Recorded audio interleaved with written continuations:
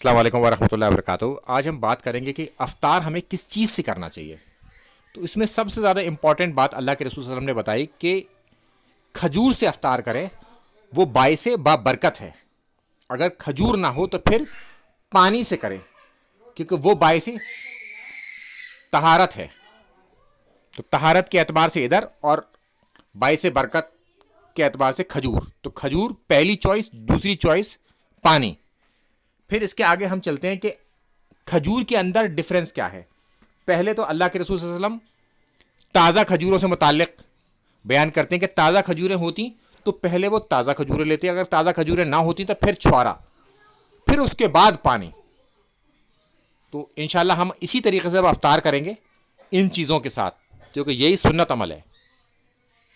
اور یہ دونوں ہی چیزیں اویلیبل نہ ہوں تو پھر جو چیز اویلیبل ہو حلال چیزوں میں، اس سے افطار کریں۔